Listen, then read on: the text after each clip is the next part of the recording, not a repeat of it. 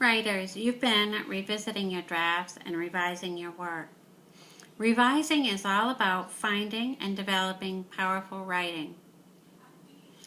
One way you develop writing is by adding more to the important parts of the story.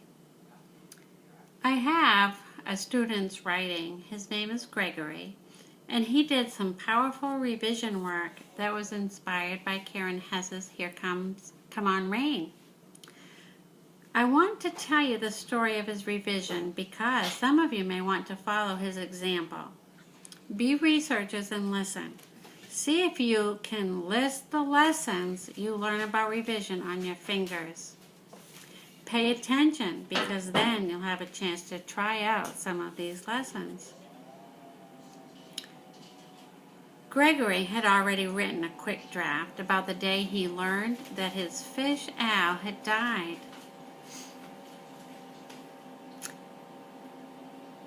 After he reread it, I asked him, what is the most important part of this story? What is the heart of this story? So Gregory reread his draft, looking for the most important part. I copied it onto a chart paper so you can all see it, and I will share it with you later. Al is what? Is the title. Dead. Ever since I had fish, I had Al. The best algae eater in the world. Once I heard he was dead, I did not cry. I was just still. Then I asked, where is he? My dad said, in the trash. I asked him to see him. I saw it was true. My dad put him back. For a second I thought, then I said, we can give him a funeral.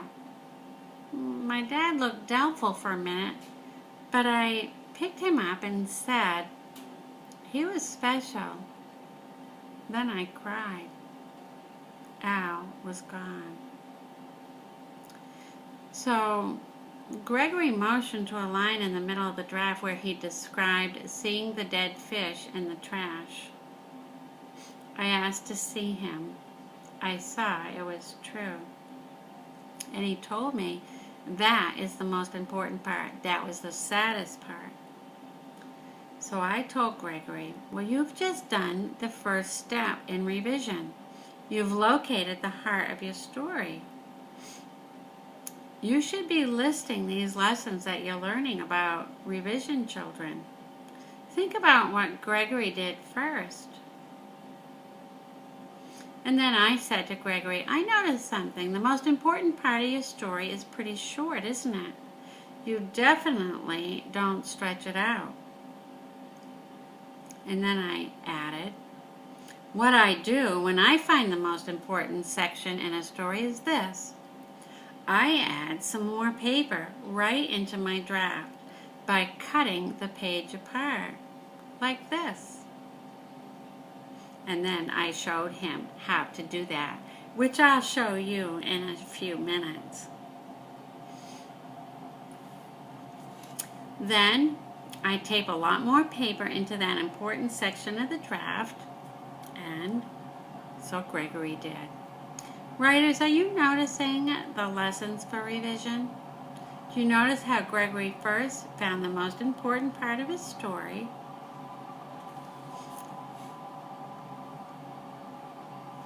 And then he added more paper right into that part. Now keep listening to hear what comes next because it is the most important part. So to Gregory I said, then I reread the first part of my story up to where there's a space for more writing. I try to make a movie in my mind of exactly what happened.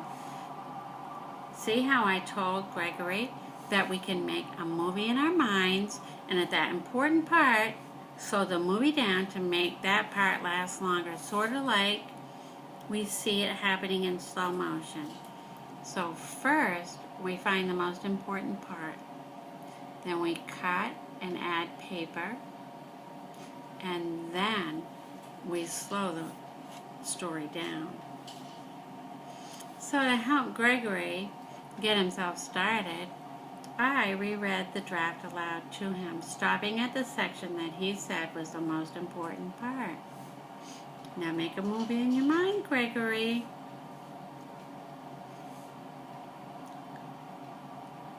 I asked him, "Where is Gregory?" So he imagined that missing part of his story. I walked over to the trash can and looked in. I saw. So I waited for Gregory to add to his story. Be exact. If you can't remember, it's okay. Make it up. I walked over to the trash can and looked in. I saw. So Gregory repeated that last line of his story, but he added more to it. I walked over to the trash can. I opened it. I looked in and I saw wet paper towels, orange peels, and a pile of coffee grounds. On top of it, I saw Al. I picked up Al. I flicked off the coffee grounds and I said, "Al, I'm gonna miss you." Class, do you see what Gregory did? He reread his story, determined that this part about looking in the trash can and seeing his beloved fish was the heart of his story. Then he added a chunk of paper right at that section of the story. He went back, he made a movie in his mind to recall exactly what happened, and then he story told and wrote that section with much more detail. Look at the difference now. Dead. Ever since I had a fish, I had Al, the best algae eater in the world. Once I heard he was dead, I did not cry. I was just still. Then I asked, "Where is he?" My dad said, "In the trash." I asked to see him.